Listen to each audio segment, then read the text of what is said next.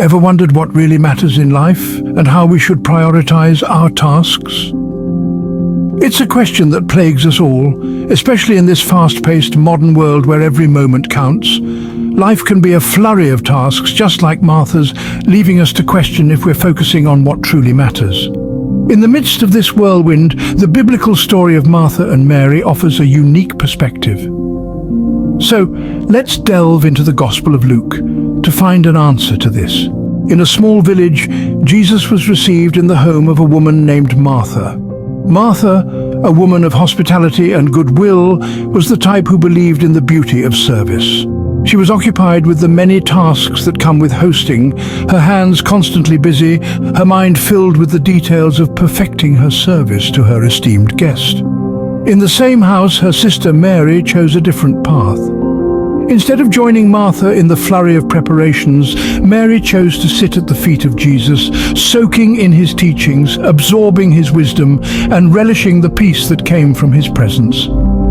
In her quiet simplicity, Mary found a different kind of service, one that was focused on listening and learning. It wasn't long before Martha, weighed down by her many tasks, voiced her concern to Jesus.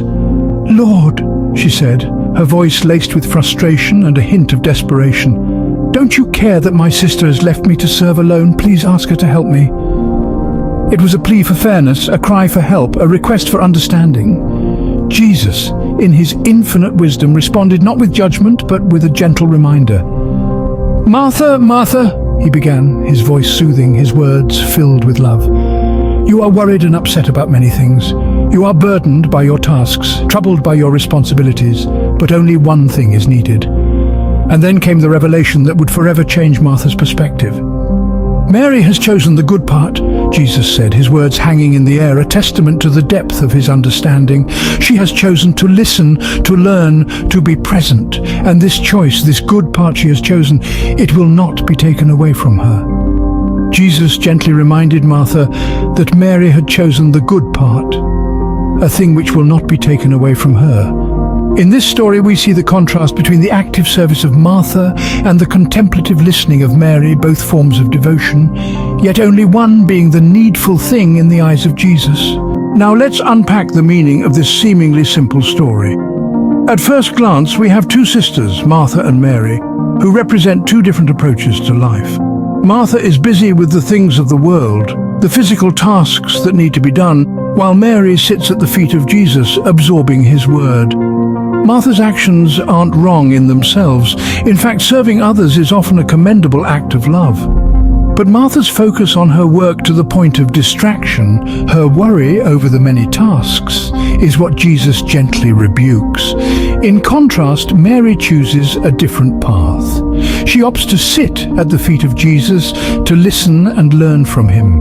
In the eyes of the world, Mary might seem idle, but in the eyes of Jesus, she has chosen the good part. This is where we encounter the crux of the story. The good part that Mary chose is not just about physically being in the presence of Jesus, but also about prioritizing him above all else. It is about recognizing the value of spiritual nourishment over earthly concerns. The story of Martha and Mary is a reminder to us all that while there are many things that demand our attention, there is only one thing that is truly needful: to sit at the feet of Jesus, to listen to his word, and to let it permeate our hearts and minds. It's a call to balance the physical and the spiritual, the doing and the being. It's a lesson that in our pursuit of serving others, we must not neglect the importance of quiet moments with God, of immersing ourselves in his word. This narrative is not about condemning Martha's service or exalting Mary's contemplation, but rather about the balance between the two. It's a gentle reminder that while we serve, we should also take time to sit, to listen, to learn, and to choose the good part. This story teaches us to focus on what is truly important, rather than being troubled about many things. How can we apply this gospel in our daily lives? In a world that's constantly on the move, it's easy to get caught up in the hustle and bustle of everyday life, much like Martha in the gospel. We tend to give priority to our worldly tasks, often forgetting the importance of spiritual nourishment and the tranquility that it brings. But just as Mary chose to sit at Jesus' feet listening to his words, so too can we choose the good part in our daily lives. Let's start with prayer. Prayer is not merely a ritual. It's a heartfelt conversation with God. It's our chance to express our gratitude, seek guidance, and find comfort. Just as we take out time to eat, sleep, and work, setting aside dedicated time each day for prayer can help us establish a deeper connection with our Creator. Next, consider the Bible, not just as a book, but as a guide for life. It's filled with timeless wisdom and teachings that can help us navigate the complexities of our lives. Spending time each day reading and reflecting on the Bible can be a transformative experience, opening our hearts and minds to the divine wisdom it holds. And finally, we must learn to prioritize our spiritual growth over worldly concerns. This doesn't mean that we neglect our responsibilities or ambitions. Rather, it means recognizing that our spiritual well-being is the foundation upon which everything else is built. When we focus on nurturing our inner selves, we become better equipped to handle life's challenges with grace and resilience.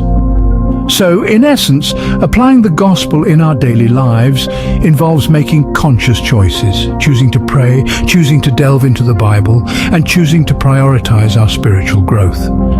Remember, the good part is always there for us to choose, and once chosen, it will never be taken away.